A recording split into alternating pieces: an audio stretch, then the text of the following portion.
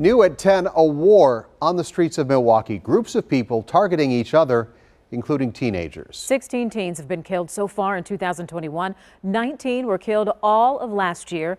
What's to blame? The I-Team's Sean Gallagher found that in many cases, it's retaliation.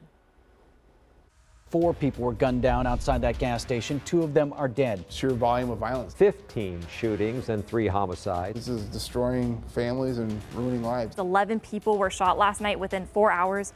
3 of those people dying. Among an increase in deadly shootings in the city of Milwaukee, police are looking into more cases of retaliation.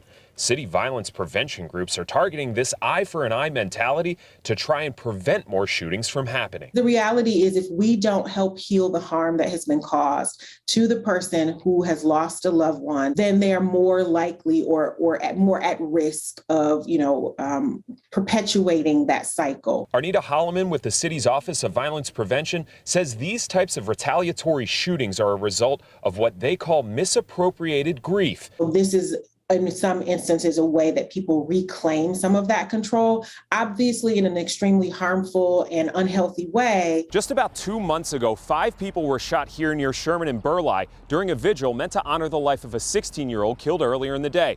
Milwaukee police say the shooting was retaliatory, and it's sadly an example of how more teens are taking matters into their own hands. Milwaukee police tell the I-Team the death of 2 teens in 2019 and 2020 sparked 50 total retaliatory shootings in less than a year.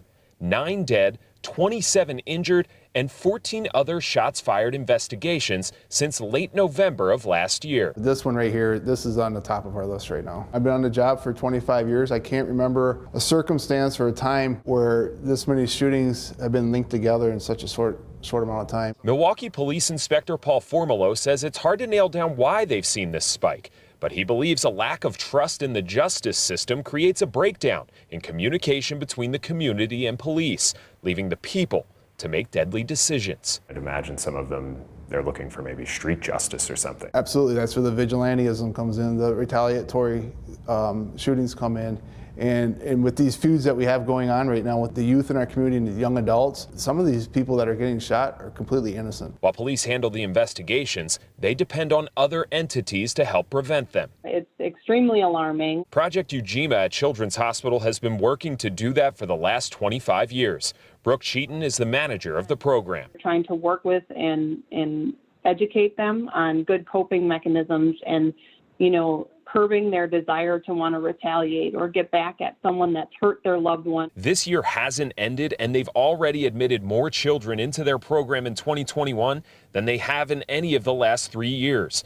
But they feel programs like these are making an impact. If we can reach one more individual that needs support, whether it be physical support, mental or emotional support, I think we definitely are. That is what we are asking and requiring from each of our neighbors to do just that. So there are not another 49 people who are shot or murdered by 1 or 2 people. Of all of the people who have been through the Project Ujima program, they say only about 1 in 25 ever come back through again.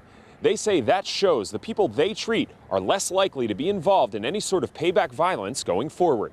Reporting for the I-Team, I'm Sean Gallagher. Sean, thanks. On our website, the Office of Violence Prevention talks about stopping teens from using street justice.